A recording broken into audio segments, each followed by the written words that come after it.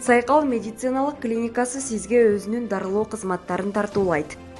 Бизде терапевт, кардиолог, хирург, уролог, гинеколог, педиатр, лор врачтар жана үй шартында УЗИ ЭКГ текшерүүлөрү, анализдер чыгарылат, капельница коюу, балдарды сүнөткө отургузуу жана башка медициналык кызматтар көрсөтүлөт. Москва шаары жана Москва облусунда 24 саат бою иштейбиз. Биздин байланыш номерлер 8926 466 7368, 8926 475 2077.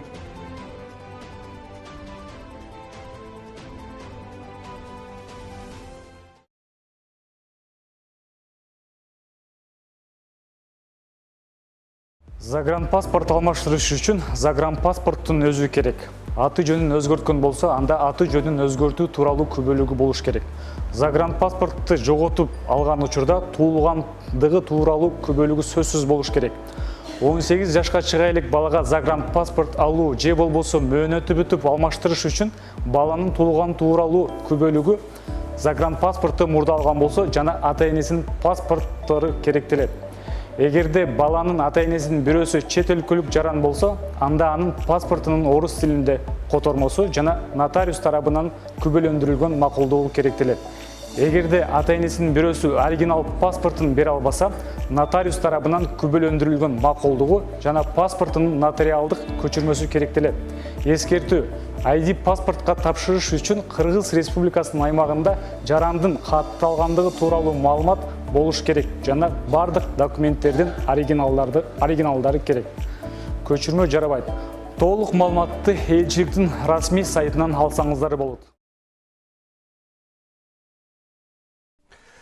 Ассаламу алейкум, урматтуу мекендештер, урматтуу жердештер. Акыркы күндөрү, акыркы айларда регистрация тууралуу чоң көйгөй жаралып атат, маселе жаралып атат. Бул боюнча биз бир нече жолу элчилик менен дагы, миграция кызматы менен дагы, МВДнын астындагы жана Федерация мигрантов Россия өкүлдөрү менен дагы бир сыра кеңешип көрдүк. Бул жерде маселе эмнеде болуп атат? Эгерде биздин жаран официалдуу түрдө иштеп, официалдуу түрдө жашаган жерине регистрация турса, толук мүмкүнчүлүк регистрация жасаганга бар. Жанагы ортомчу мекендештер аркылуу көп жердештер регистрациясын жасатып көнүп алышкан, ошо ортомчулардын системасы иштебей атат. Анын иштебей жаткан себеби силерге жасап берген эмгек келишими бул базада жок.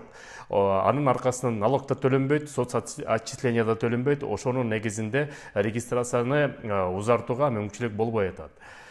Кече күнү элчиликтин консулдук бөлүмүнүн жетекчиси Манас мырза айтып кетти. Бир сыйра биз элчилик тараптан дагы Россия Федерациясына кат жөнөтүп атабыз, суранып атабыз. Мурдагыдай эле юридикалык иштеген жерге регистрацияны турууга бизге уруксаат бериңиздер деп. Азырынча Россия тараптан бул жаатында жаңылык жок. Ошон үчүн элчилик да күтүп жатат. Жаңылык болсо элчилик дагы кошумча айтыш керек.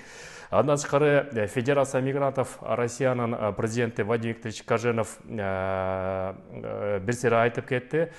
Регистрацияны официалдуу түрдө жасаганга аракет кылыңыздар. Мурдагыдай система эми тилекке каршы иштейби, иштебейби азыр дагы белгисиз. Адаттагы көнүп алгандай эле ортомчулар аркылуу системадан уже алыстай баштаңыздар. Колдон келишинче квартира алып атканда дагы квартиранын ээси менен сүйлөшүп регистрацияга катталышым керек деп, эгерде ээси катталууга койбойм деп атса, анда участковыйларга кайрылсаңыз да болот. Себеп деген ошол каттоого коюуга алар мажбур, эгерде силер ал жерде өлчөмдүү эле киши жашасаңыздар. Бирок билебиз, көп жерде мекендештер бир нече киши болуп квартирага жашайт. Ошон үчүн көп квартиранын ээлери дагы ошону билбейт. Андан тышкары жумушка орношкондо дагы, ошо жумуштан дагы регистрация жасап берүүгө талап кылыңыздар. Себеп деген ар бир силерге жумуш берүүчү ошо сизди регистрация менен камсыз кылууга, алардын дагы мойнунда ал нерсе бар. Ошон үчүн ошону да талап кылыңыздар. Жаңылык болсо регистрация жаатында силерге дагы кайрылып турабыз. Ортомчулардын системасы качан иштейт, качан иштебейт азырынча белгисиз.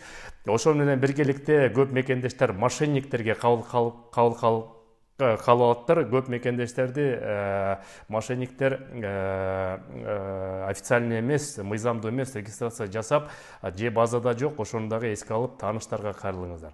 Сак саламат болуңуздар. Жакшы жаңылыктар болсо сиз менен бөлүшөбүз. Көрүшкөнчө.